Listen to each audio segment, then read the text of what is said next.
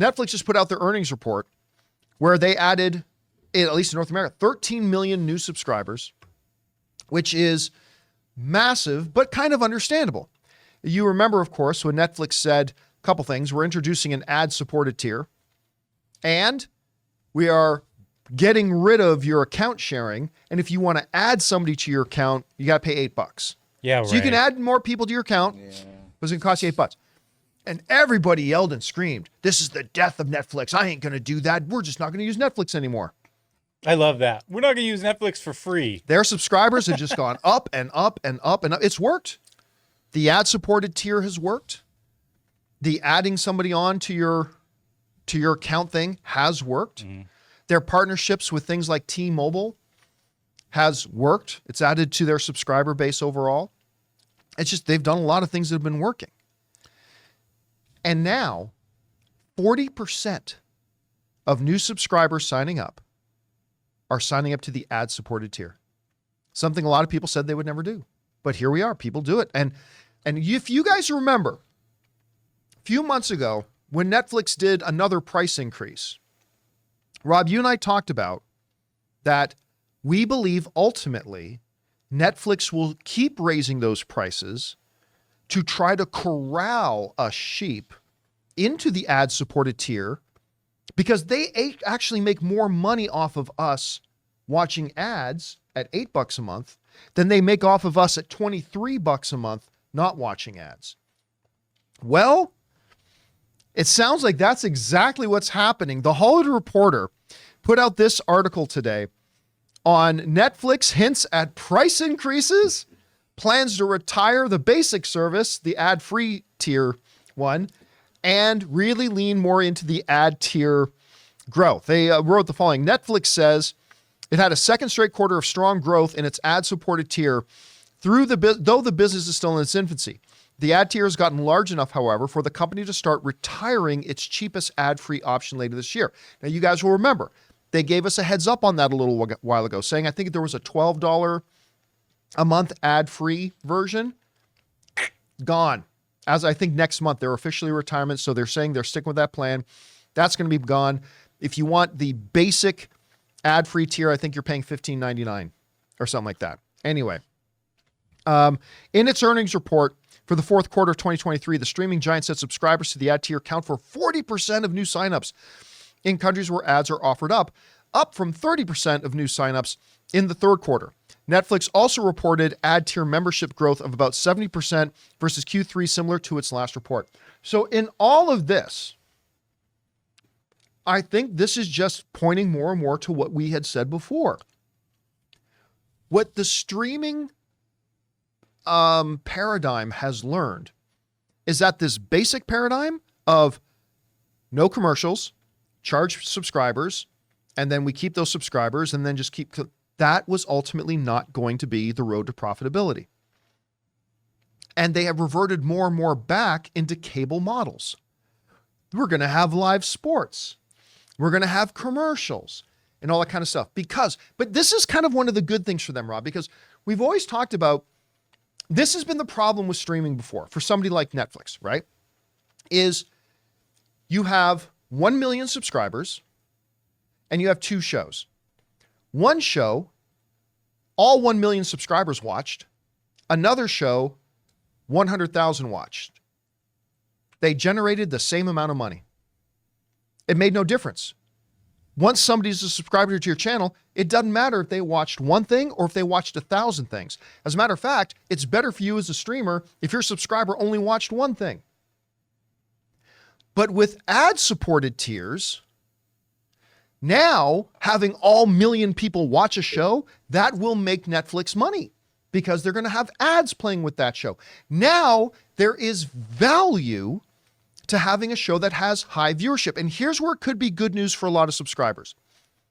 One of the classic complaints that a lot of people have about Netflix is that they kill their popular shows. A show after season 2, everybody loved it, and they kill it. Why? Because it's not making the money anymore. It's not generating new subscribers. Stranger Things is like one of the very rare exceptions to that, but they would do that. But now, if a show consistently gets high viewership, Now that is motivation for Netflix to keep those shows going because those shows will generate ad revenue for them. So I myself like signing up for ad-free experiences, but I could totally see the win-win here. If it costs the consumer half to have the service and the streamer can make more money and shows that people love get rewarded with additional seasons because it's making the streamer money.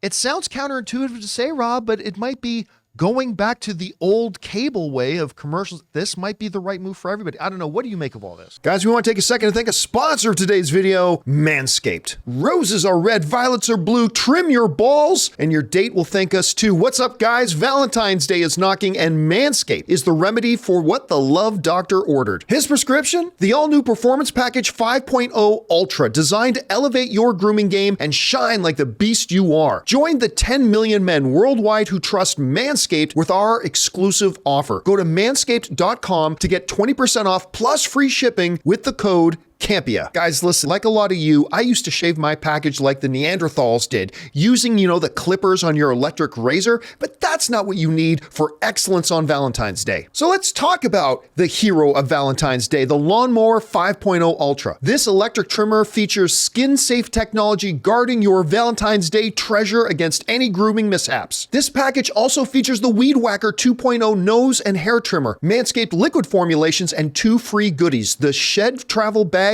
and Boxers 2.0, because comfort is king for all my guys. So elevate your grooming game routine and set the stage for a romantically smooth celebration. So guys, get 20% off and free shipping with the code Campea at manscaped.com. That's 20% off with free shipping at manscaped.com and use the code Campea because your grooming upgrade awaits, ready to charm your Valentine's dates. I think what you said is exactly right. I mean, I want these streaming services to thrive because I do like a lot of their original programming. Like I just finished watching. There are 2 things I'll admit to this. One, I feel totally guilty for watching the show, but I like it. Love on the Spectrum. Have you ever seen this show? I've never even heard of it. Elizabeth watches it. It's people that are suffering from autism, and it's a dating show.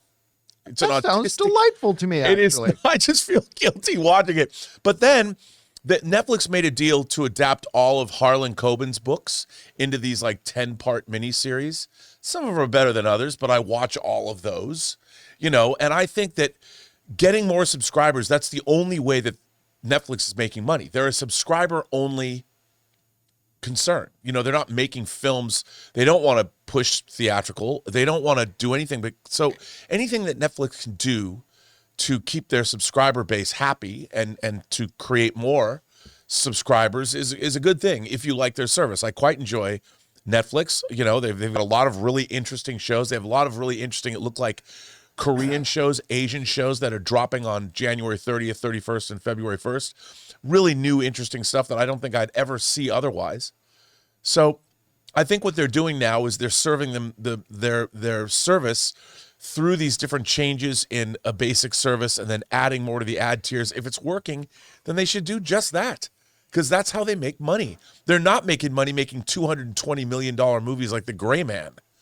That's they lost a lot of money on that. Yeah, I mean, why you're going to make a $200 million movie on a streaming service when your Jennifer Lopez movie that was $40 million gets a lot more viewers? It's a tough one.